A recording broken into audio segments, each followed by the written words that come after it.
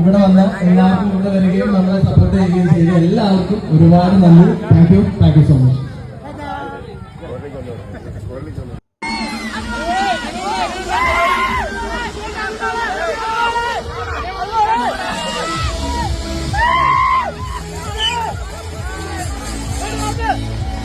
Big Boss season 7 winner ആയിട്ടുള്ള അനുമോക്ക് സ്വന്തം നാട്ടിൽ കിട്ടിയ സ്വീകരണമാണ് ഇന്നിപ്പോൾ നടന്ന സംഭവം. ഇനി ഞാൻ മറ്റൊരു വീഡിയോ കൂടെ കാണിക്കാം, എന്നിട്ട് നമുക്ക് വിശദമായിട്ട് പറയാം.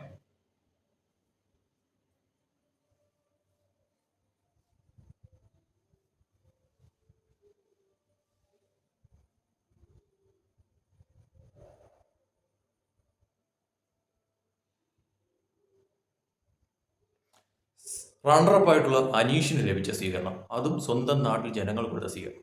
ഈ രണ്ട് വീഡിയോയും കാണുമ്പോഴത്തേക്കും നമുക്ക് ഒരു കാര്യം വ്യക്തമാണ്. ജനങ്ങൾ ഏറ്റവും കൂടുതൽ തിങ്ങി നിറഞ്ഞത് ഒരു വിജയിക്ക് നൽകിയ സ്വീകരണത്തിലാണോ അതോ രണ്ടാം സ്ഥാനം കിട്ടിയ വ്യക്തിക്ക് നൽകിയ സ്വീകരണത്തിലാണോ എന്നുള്ളത് വളരെ വ്യക്തമാണ് ഇതിൽ. ഇനി ഇതിൽ കൂടുതലൊന്നും പറയാനില്ല എന്താണ് എന്നുള്ളത്.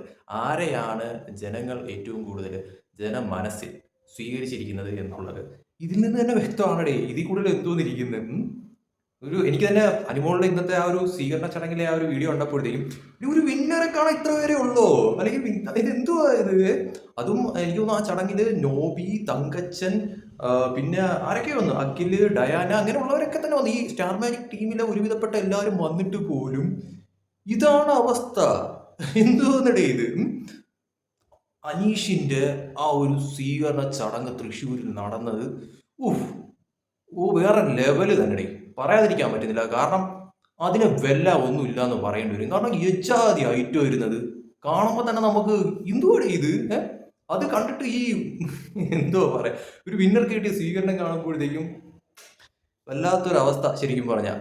ഇതാണ് പറയുന്നത്, ജനങ്ങൾ മനസ്സിൽ സ്വീകരിച്ചിട്ടുണ്ടോ അവരെ കാണാനായിട്ട് എവിടെയും ജനങ്ങൾ തിങ്ങി നിറയും. അതിന് ഇന്ന ഇടം ഇന്ന സ്ഥലമൊന്നുമില്ല, അവർ എത്തിയിരിക്കും. അതിനുള്ള തെളിവാണ് അനീഷിന്റെ ആ ഒരു ജനക്കൂട്ടം എന്ന് പറയുന്നത്. വിന്നറായിട്ടുള്ള അനുമോളെ കാണാനായിട്ട്, അതും സ്വന്തം നാട്ടിൽ നടത്തിയ ഈ ഒരു സ്വീകരണ ചടങ്ങിൽ പോലും ഇത്രയധികം ആൾക്കാരുടെ കുറവ്, അതും സെലിബ്രിറ്റീസ് ആയിട്ടുള്ള മറ്റു പലരും വന്നിട്ട് പോലും ഇതാണ് അവസ്ഥ എങ്കിൽ എന്താണ് ഒരു വിന്നറിന്റെ ഒരു വില എന്ന് പറയുന്നത്? ഇത്രയേ ഉള്ളൂ.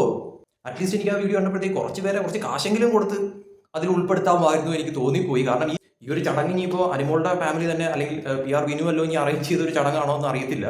അങ്ങനെയാണെങ്കിൽ തന്നെയും കുറച്ച് കാശൊന്നും ചിലവാക്കിയിട്ട് കുറച്ച് ആൾക്കാരെങ്കിലും അതിനുള്ളിൽ ഉൾപ്പെടുത്തുന്ന തരത്തിലെങ്കിലും ആക്കാമായിരുന്നു.